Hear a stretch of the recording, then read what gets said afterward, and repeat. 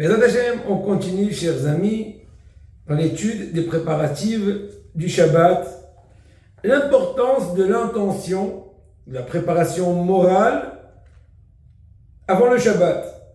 Alors, dans la préparation du Shabbat, comme par exemple les plats ou toute autre chose, il faut tâcher à dire les chvot Shabbat Kodesh en l'honneur du Saint Shabbat. Avec cette parole, à la force de la parole, il va faire reposer la sainteté sur tous les aliments, tous les mets, tous les repas, tous les plats, en fait. Et aussi avant de consommer toute chose, le Shabbat, c'est bien de dire, je m'apprête d'accomplir en cela la mitzvah de se régaler le Shabbat, de se faire du plaisir le Shabbat, en l'honneur du Shabbat, et surtout que la mitzvah de Onek Shabbat, on sait très bien qu'elle est une Torah, donc c'est une mitzvah qu'on aime bien, on profite et on est aussi gratifié. Très important de mettre en évidence la possibilité, il y a quelques éléments qu'on a déjà évoqués dans les cours précédents, mais bon, des fois on peut un peu fortifier les idées importantes. Et on voit en fait la grande miséricorde, la grande bonté que Kadosh Baruch Hu nous a accordée du fait qu'il nous a donné la possibilité d'effacer nos fautes sans aucune difficulté, sans aucune issourim. Comme ce qu'il dit le Rabbeinu Arizal, Rabbi Tzadok Ashkenazi, que la sueur qu'une personne sue pour la préparation du Shabbat, elle va effacer ses fautes. On a déjà évoqué ça, je vous ai aussi raconté l'histoire avec ce fameux tzaddik, le Rav Gigi à Meknes, qui suait pour monter du Mela à la ville nouvelle, etc.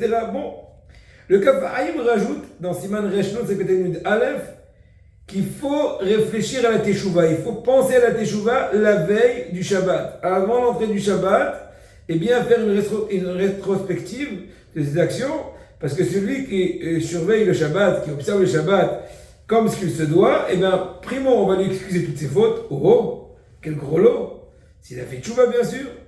Et aussi, de par le biais de la tchouva, il va pouvoir arriver à la neshama etera, la neshama supplémentaire. C'est vrai qu'on a un certain appétit non expliqué, le Shabbat, donc le moteur double de turbo. En fait, c'est parce qu'on a la neshama etera, comme ça il dit Rashi, dans ma série de Bessad Al-Tetzaïn Amoud Aleph, que la neshama etera, la neshama supplémentaire pour recevoir le Shabbat, pour ceux qui la reçoivent, et ben c'est elle qui donne un dédoublement d'appétit.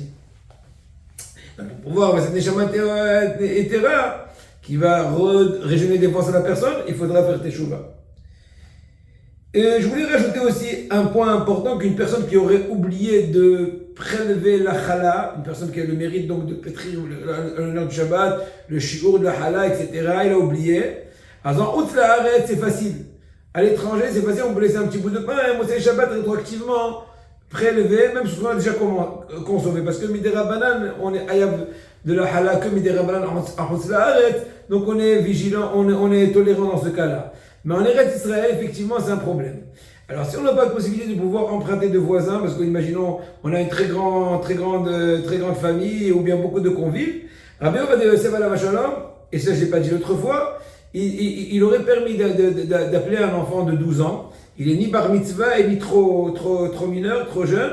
Il s'appelle Moufla Samouch Leish dans la halacha. Donc il est un an avant la bar mitzvah. D'un côté, il est moins incombé des mitzvot qu'une personne qui est majeure au niveau de la bar mitzvah, mais d'un autre côté, il a assez de da'at, de conscience de pouvoir prélever et en cela rectifier ou permettre le pain. Bien sûr, on ne permet pas ça à toute cas de figure, mais dans ce cas-là, puisqu'on est coincé, c'est pour permettre la consommation du